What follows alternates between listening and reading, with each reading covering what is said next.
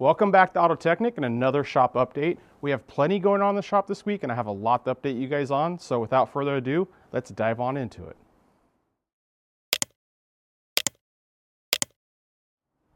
Now, if you guys are new to the channel, my name is Nick and I focus on long form, very technical content, and I usually release those long form videos every Friday. However, because there's such a delay from when I actually film the content for those long form videos and get them published and uploaded, I come out here and make these shop update videos that I release early in the week that really just give you a better idea of what's happening real time out in the shop and also give you a little bit of a glimpse of what you're gonna see down the road in our long form videos. So with that, I mentioned there's a lot to update you on this week and there's a lot going on.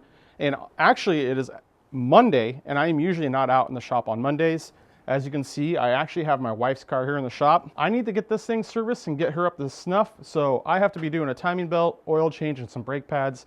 It's very unexciting work.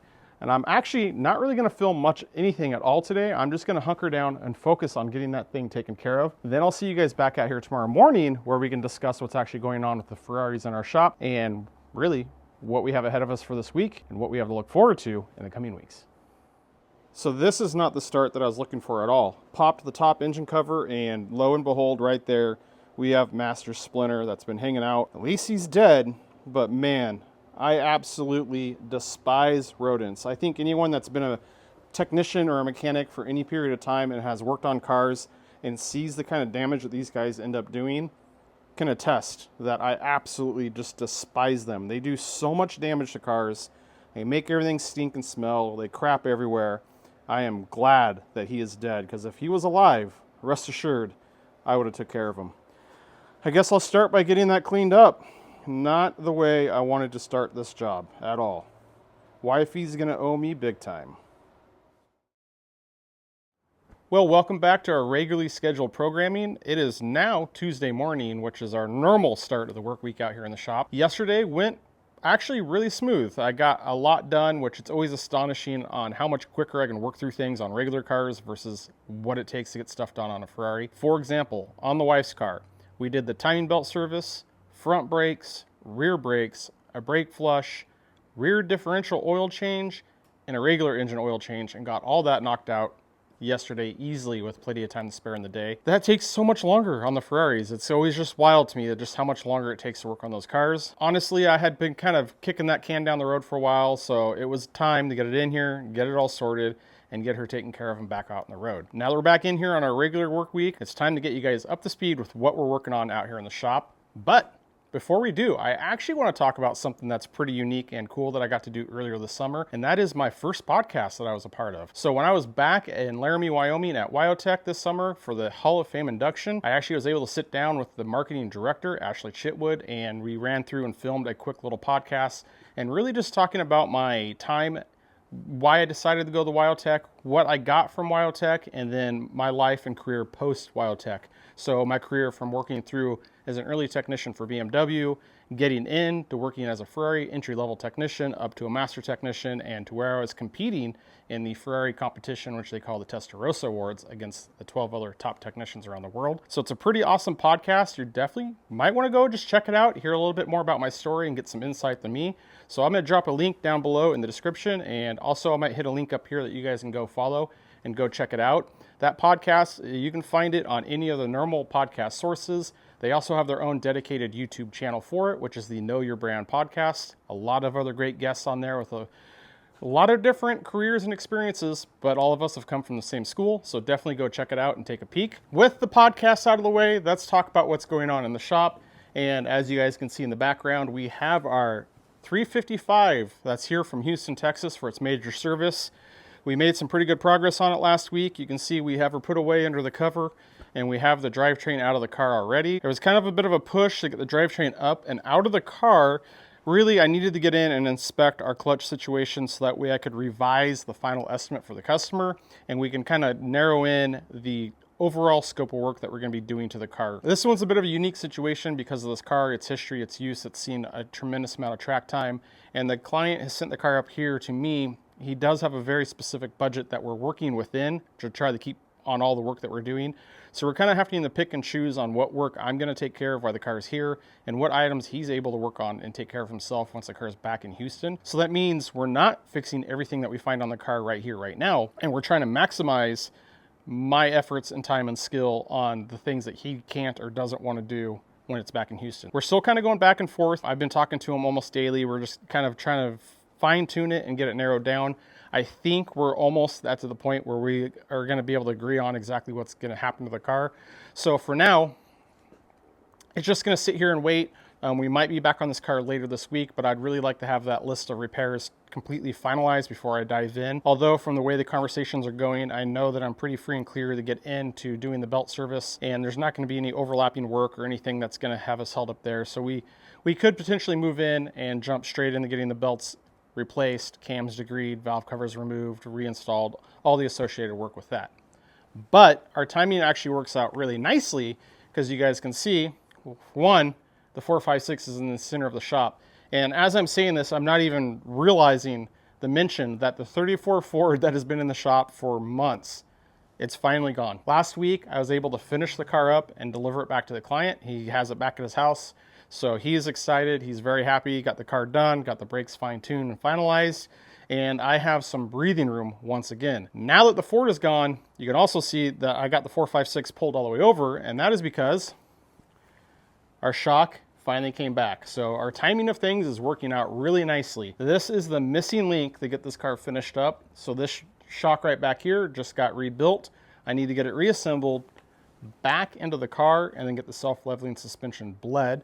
Once I get it bled again, we are finished with the car. I need to take it out for its second attempt for a test drive, make sure everything's good with the car. If everything passes all my checks, I need to get the car washed up, cleaned up, finalize the paperwork, and then that car is ready to be delivered back to the client as well. Fortunately, I have a window right now of 2 completely clear and sunny days, which works out perfect. It's going to give me time to get our shock reinstalled, get it back into the car, and get it out on a road test without dealing with any wet roads or rain. So that's really my objective today, is to get this car finished up. I'm confident that I can get the shock, the road test all completed. I need to do my post-service emissions test, get that taken care of. Any last loose ends taken care of on the car, get the car cleaned up, washed and prepped for the client. I think I can get all of that stuff done today. Once that's completed, I'm probably just going to put the car back off to the side, put a plastic cover over it, and that's to give me the opportunity to finalize the paperwork for the client and arrange for pickup on this one. That's really the big push for today. If we can get that done today, that leaves us with tomorrow to head in on our 355 and probably start or continue on with disassembly, with getting our intake plenums off, belt covers off, check our cam timing, pull the valve covers, things of that nature. That's where we're at today. It's going to be a pretty good week because getting past this hurdle is, I can't tell you how excited I am. This car's went super smooth for the first initial month and a half, and then once we went to go drive the car, we lost that rear shock and the fight we had at the airbag control unit.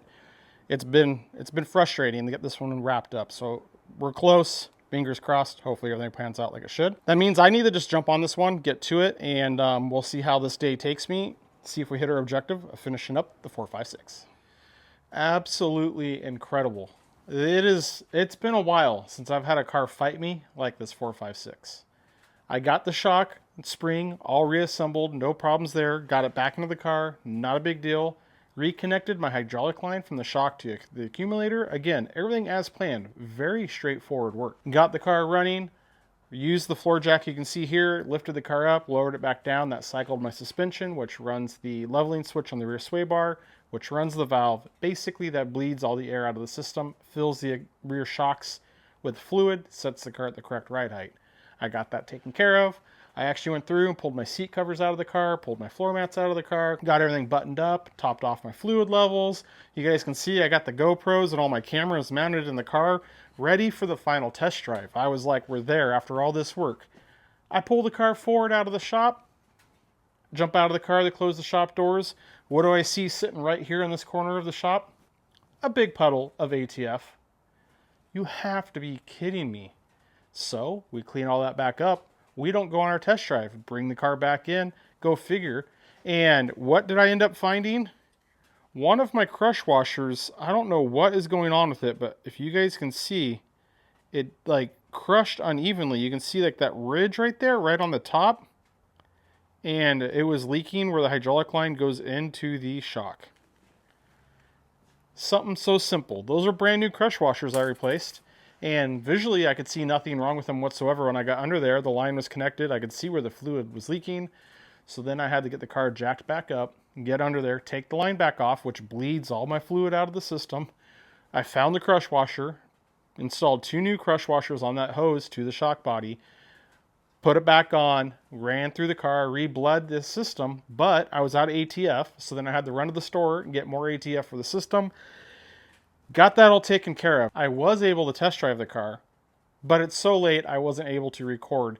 So essentially, after that whole fiasco, I wanted to be sure that we're squared away at the shock. So I just took the car, kept it close to the house, ran it for a couple, maybe 20, 30 minutes, brought it back. Everything's good to go. Got the leak fixed on the shock and everything's set. So we're going to let the fluid level set overnight. Then tomorrow I'm going to come out here and then we're going to take the car on its final road test because I don't want to do it when it's getting this dark. I'm going to be fighting with the traffic. You're not going to see anything with the cameras. And tomorrow is yet another clear day where I can get away with doing it. It's a minor inconvenience, that crush washer. It burnt maybe a couple hours of my time, 2-3 hours. Able to get it fixed. It's just frustrating, especially when this car has just been so stubborn on the tail end of the repairs. But we got that taken care of, and we're in a good position for tomorrow morning to get the car out on its test drive, finish getting it cleaned up, get it washed, and tucking it away and calling it good. So I actually have to wrap my day up in the shop a little bit early tonight because I actually need to get on a consultation call with a client. That is something I do offer that I haven't really talked about a whole lot on the channel, where I do offer a consultation service. This can be anything if you're looking for technical advice on your car, looking to make a repair, if you're looking to buy a certain car, or you want to get a car and you can't decide between any models. Essentially, I'm willing to get on the phone with you and discuss anything Ferrari related or not that you want to discuss, and really share my opinion and my knowledge with you. And if it's a technical thing, I'm going to do my best to walk you through the diagnosis or repair that you're doing. If I can, I'll get you the technical docs that I can send over to you. So I actually have one of those tonight. I think this client, he's going to chat with me about looking on a particular car that he wants to buy. So we'll chat about that. And the whole purpose of these consultations really is so I'm able to give the client my undivided attention on the, jump on a call with them. They can have my full attention and focus and resources available to help them out the best I can. And I actually think I have another one scheduled for tomorrow night, but that one's more of a technical issue on a 430 that he's going to be going in and trying to address a leak. So he wanted to get a hold of me, discuss some things beforehand.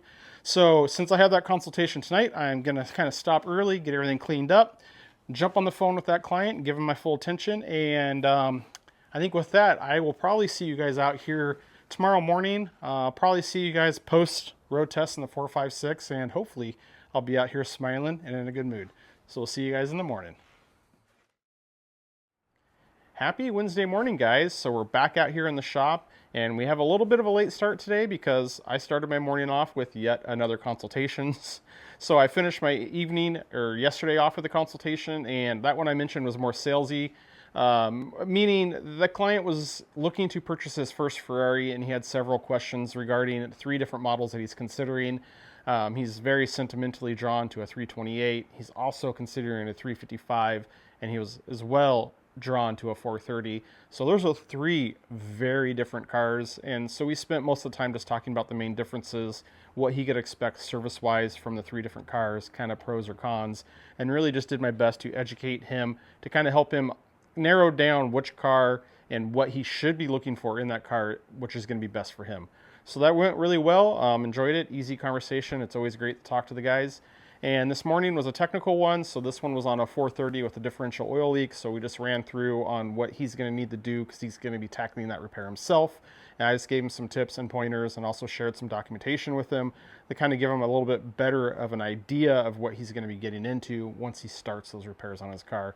I'm definitely one of those guys that if I can see a visual of the parts disassembled or what I'm getting into before I head into it on my first time doing a job, it makes it a lot easier for me, because you kind of just have a little bit of a lead, like you know what to expect, so it's a little bit easier as you're getting into it. Now in our 456, I'm very pleased to say that when I came out here this morning, I took a quick peek at the car, and it is completely dry. There's no signs of any more ATF leaking back here at the right rear shock. I was thinking about it last night, and I was talking to my wife, and I don't know how many thousands of those crush washers I've installed over my 25-year career, and have one random one have like, it seems like it has a hard spot in that crush washer where it didn't crush evenly, cause that leak. Of all cars to do it on this car, it just kind of, it's frustrating. But we got that sorted. It's all taken care of. I have my floor jack out and jack stand. Roman's checking them out for me, doing quality control, making sure they're good. But I'm gonna get the car jacked up. I'm gonna get actually under there, do a good visual. I want to do a good inspection. I want to make sure that there's no small or minor leaks that I'm not seeing drip down. More importantly, I want to make sure I have any rogue ATF that leaked out during the repairs cleaned up. So that way everything's clean, it's presentable, it's the way it needs to be. So we're just going to get it in the air, get a good visual on that. I'm expecting all that to check out just fine. That means we're going to get the car back on the ground and we're going to get it out and do our final road test today. So we're kind of picking up where we left off yesterday. I'm going to get the car road tested. I'm going to get it cleaned up, ready to go so I can deliver it back to the client. And I think while I'm cleaning the 456 up, I might actually wheel our drivetrain for this 355 outside, and I might do a little bit of degreasing from kind of the bottom side down and on the subframe because we have so much oil leaking everywhere, and like up there on the timing covers. If I can get some of that oil off, it's pretty bad. You can see there on the side of the head. I did talk to the client. I already know that he wants me to get a lot of that cleaned off. And honestly, if I can get that done outside, it's going to save a big mess in here. It's going to save a lot of brake cleans. So I think I'll probably try to get that taken care of today and then get the engine cleaned up. Not cleaned up, but dry it off back in the shop. And that's going to set me up in a good position for tomorrow to where I can focus on that car and the engine's going to be much cleaner. We're still going to have more cleanup work to do, but it's going to be a lot cleaner, which makes it a lot more enjoyable to work on. I'm getting my checks done on the 456. We're going to get it out on the road, take it for a drive, finish that one up, and we'll see where the day takes us. I'm hoping no more surprises today. So we'll see you guys back here a little bit later. Well, it's one step forwards with this car and one step backwards. Although I'll say overall, we shifted the scale forward. So it's the step backwards that we took today is actually a good thing. We confirmed no leaks at that shock. Everything's taken care of. It was just that rogue crush washer. So that's set up and sweet. I took the car out. We completed the road test and that went fantastic. So I got a good drive in on the car. No warning lights, no faults came back. The wind noise is completely gone now that we got that right-hand window regulator rebuilt and that window adjusted properly. It was dead quiet inside the car. And honestly, it was just a nice drive. Nice, easy, smooth, no surprises. Brought the car back home. Since it was fully up to temperature, I confirmed that my oil level was set correctly. We confirmed that my power steering fluid level was set correctly. I ran through and did my post-service emissions tests on the car. That was one lingering item I hadn't done yet. Got that taken care of. Scanned the car for faults, made sure there's no errors, and everything was set. Got it washed and cleaned up, so you can see it's all cleaned and pretty much ready to be put under the cover and for the client to come get it and pick it up. However, I mentioned one step backwards, and one of the complaints that the client had when he first dropped this car off is intermittently the shift interlock would not release. And throughout the entire time that I was working on this car, well, I should backtrack. When he dropped the car off to me and when I moved it in the shop the very first time, the shift interlock did not work. I had to manually push it in to get the car out of reverse. Because of that, every time after that, it worked perfect. And I actually had a multimeter in the car pretty much the duration of the repairs to the two power wires or the power and ground wire to the shift interlock solenoid. And every time I had the opportunity, I would jump in the car and I would actually turn on my multimeter and check the function of the solenoid. And what I was trying to determine is, was the solenoid getting power when it was not operational? So that way I could determine if it's an electrical issue in the car or a solenoid issue at the shifter. For as long as this car has been here, it never once acted up. I had the multimeter in there for months. Every time I was in the car, never had an issue. And I'm like, okay, well, yesterday, I'm like, well, let's just button it back up. I'm gonna take the multimeter out. I did spray a little bit of WD-40 in there for just good measure, just in case. And I come out here with this thing, first thing this morning, hop in the car to drive it out, and guess what? Can't get it out of park. So, fortunately, I quickly grabbed some tools. I'm able to pop the radio out. I was able to get to the connector. I was able to put my multimeter on those leads like I planned all along, and I was able to see that I was getting battery voltage. So in this case, since the car was running like 13 and change volts at the solenoid, but the solenoid was not retracting at all, and I was just able to give that solenoid a little bit of a nudge, and it retracted. So that told me right there that the problem is with the solenoid itself, nothing to do with the electrical system of the car. I was like, perfect, okay, that's good. We're going to put the car back together, and that's where I went and completed my road test and finished everything and have the car here where you see it now. Now, because of that issue, and we now know or have information so we know what we need to do, you can see that I have it all apart in here, And that solenoid sits right here, and there's also another linkage and some stuff that I actually already have removed. So right here is where the radio sits, and the climate control sits right there. I got all of that taken out, and I'll show you up here. We got just your radio display there, your climate control panel, our shift gate, but there's this other arm that basically works off the shifter itself, and this part down here works off of our solenoid here. So this was actually a little boogered up on the bottom. It had some wear marks, so I spent a little bit of time and just filed that down and dressed it up and got it cleaned up, so that's nice and good. I'm probably going to go through and spend some time to re-lubricate these bearings, make sure everything's moving freely with no extra resistance or drag on them. So we'll do that, get all that cleaned up. There's a little snap washer right here that holds it on, a washer and a snap ring. Simple tools here to get the radio out, shift gate hardware.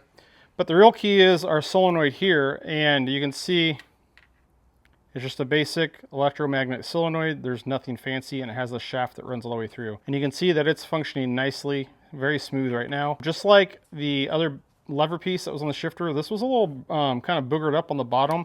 You can actually see, if I get the light just right there, you can see there's actually a lot of wear on the end of it.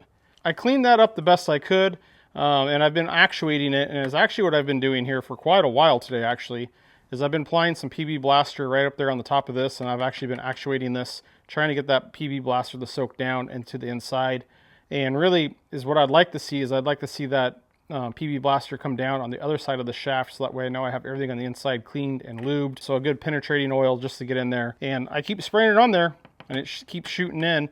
So this sits in the car like so. I took it out so that way I could use gravity to help get that lubricant and that blaster in there. Really, where we're at with this, I'm pretty much completely done with the repairs. This was one of the complaints the customer complained of, and I wasn't able to verify or catch it and, you know, not being operational to know if it was an electrical issue with the car or the solenoid, so there was really no point to go further on it. And now that we're so close to the tail end of the repairs, and considering the issues we had with this car with the shocks on the end of the repairs, I think I'm just going to take care of this one for the client. This one's going to be on the house. I'm going to get it cleaned up the best I can. I did check, and these solenoids are, if you could even get them, they're showing that they're $500-600, which is, it's not necessary. The solenoid works, it's just sticking. Spending a little bit of time to make sure the customer's taken care of, make sure it's done right. I was able to catch it. I know it needs to be done to get it freed up, so it's operational. So we're just going to take care of it. And I guess that hopefully, maybe, can help kind of ease a little bit of the burden because of the issue we had with the shocks and all that added expense there. I also should mention, when I was out cleaning the 456 here, I actually took a minute and did a nice little wash down on our 355 engine. This was leaking pretty bad. It was all up top from the valve covers, so I went and just got some degreaser, had everything. I basically pressure washed it from here down and got this really cleaned up. It's still going to need a lot more cleanup on it, but it's going to be nice now because once I jump in to start tearing this thing down, I'm not going to be crawling around so much dirt and grime. And since the leaks were so high up at the valve cover, I'm pretty sure that that's just what the cause of the leak was. And we're going to have the valve covers off during the service, so we'll have that rectified. I don't think there's anything else leaking on the engine. Got that taken care of. I got it all blown off and all dried off, and that's actually got me set for tomorrow, which is going to be tomorrow's project. And you can see I got the plastic cover there ready to go on the 456. Really, my plan is tomorrow morning, I'm immediately going to move the 456 over, get it out of the way. I'm going to leave it apart for as long as I can and continue to soak this solenoid to make sure I get it as lubricated and prepped as good as I can. The car will be covered, it'll be clean, so I can finish up my paperwork. I can push that off to the client, I can communicate with him, and I'll basically wait till the last minute before pickup before I put that back together. I mentioned it earlier in some other videos. I've been actually talking to the client on this car because I have mentioned that it is going to be for sale. He's basically servicing it here now and getting it prepped, ready for sale. And I actually offered to this client about potentially listing it and handling it for him on Bring a Trailer, which I think would be pretty fun. Be interested to see how that would work out because we could use the whole series of videos of the service work that we did to this car in the auction, and I hope that would basically net him the best possible return on his investment on the service work and his selling price for the car. So got to talk to him about that and see if that's going to happen or not. I hope it does. We'll see. I think we can work something out where we should be able to get the car listed up there. That's kind of the fate of that car. I haven't talked to him about that in much detail, so I don't know if the car is going to leave, go back to his residence, and then come back when it gets listed. There's just a lot of details to work out, but now that the car is fixed, I can finalize the paperwork and then start having those conversations with him so we know how to move forward. So quite a bit that was going on out here today, although I'm a little bit behind from where I wanted to be. I honestly wanted all this stuff done. I'm essentially a day behind. I wanted all this stuff done yesterday. C'est la vie. That's just how it goes. We'll adapt and just adjust our schedule accordingly. But I'm going to call it a day. I'll see you guys out here tomorrow morning, and we're going to start further disassembly on our 355 drivetrain. Happy Thursday morning, which, as we all know, this is actually my Friday out here in the shop. Not much to really talk about from last night. 456 is moved over, it's put away. We got our solenoid soaking. Got the 355 drivetrain out here because it's going to get some attention today. And I also pulled the cover off of the 355 because when I'm filming the work on the drivetrain, I kind of like to use that as a backdrop. I just think it looks pretty cool, and it's, well, let's be honest, that's the best looking thing that we have here in the shop right now, so why not get it in as much footage as we can. Like I mentioned, not much to update here. I am just going to focus today on this teardown, so I'm going to work to get our plenums off, valve covers, get down to the timing belts. I ideally would really like to run my pre-service cam timing. An ideal situation, I'd have this thing torn all the way down. I do need to take the alternator off because we're going to have to do some repairs to the alternator, so that's going to need to come off the engine. A few other miscellaneous things I'll have to do. I do think I'll be taking these test pipes off because we will be replacing them with some new ones.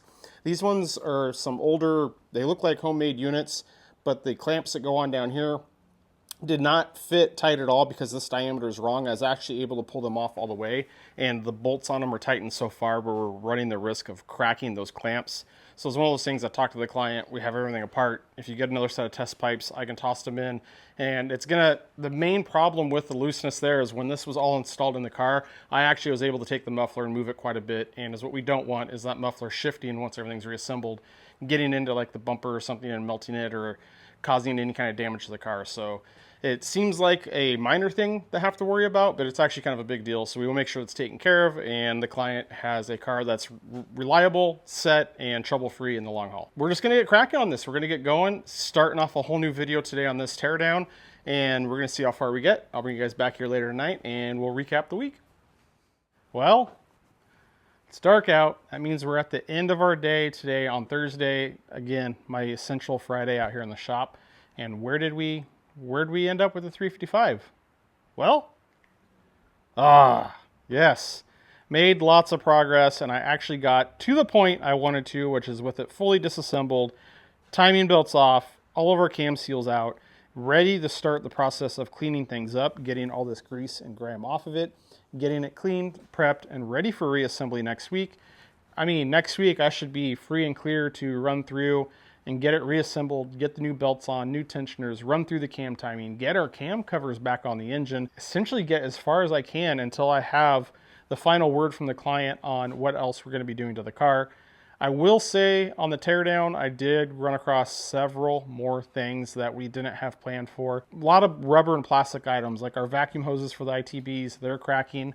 One of the, not weird, but you guys might see it be a little bit weird, is on the cam sensors. I noticed that one of them was cracking, so I did document that and took a picture before I disconnected it, because that's certainly something we're going to want to replace this cam sensor before that gets any worse. Before any water gets in there and corrodes those wires, we have a bad connection. That was for bank 1. When I disconnected the cam sensor for bank 2, look what I was greeted with. So we definitely need to replace both camshaft sensors. I mean, that's not a huge expense, but it's one of those things that when you're working on these older cars, I mean, this thing's 30 years old at this point, and you're taking it apart. It's just not a matter of taking it apart quickly so I can get the timing belts and I can get all these cam seal plates and everything off to replace those parts. It's not really about that. It's about being methodical and a really high attention to detail when you're taking everything apart so I can look at all these other things and be proactive as I'm disassembling it, so that way I can catch these items. That way we don't put the car back together and the client doesn't encounter any issues down the road. We're trying to be proactive with everything. So it's really like a deep inspection as I disassemble everything, take my hands off of it. As I remove parts, I have more access to see things. So I really try to take my time and inspect everything so that way we can catch any of these odd things before they become a bigger problem. But overall, I think that we're pretty free and clear on this car. I say that as in, he doesn't need manifolds, his valve guides are good. This car doesn't have catalytic converters, but those are the big three that I worry about on 355s. We did talk about rebuilding his flywheel. That's kind of another one, but he decided to hold off for now. He might take care of that himself because it's relatively easy to get the clutch off of the car for him in his own garage at home. Like I said, we're making great progress on the car. I really am really happy with where I'm at today, which is an unusual feeling. I'm normally not very happy. I'm usually out here kind of grumbling because I always set unrealistic expectations for myself on what to get done, and I never meet it, and then I get annoyed, and I never learn from that experience. I just will move into the next week and do the exact same thing all over again. I didn't do an update last week. It was Thanksgiving, but it was a productive week. We got rid of the 34 Ford. This week, we finished up the 456. It's all free and clear. We'll reassemble the shift interlock once we get final word from the client on that, but that car is done. We're good there. Got really far on the 355 project, set us up in a good place for next week. So a lot going on in the shop this week. We're going to have a rocking week next week. Yeah, with that, I think I need to call it a night and go in because, well, I'm going to be up pretty early tomorrow, probably around 4 o'clock to go into my other job. So before we head off, guys, I just wanted to say thank you very much for those of you that have joined the channel membership on the channel and have shown that extra support for me. That does mean a lot. I really appreciate it. You guys know the drill. As always, drop a comment, hit the like button, share the video, hit the hype button, and let me know what you thought below. As always, guys, I appreciate the support. Thank you for watching, and we'll see you guys out here next week.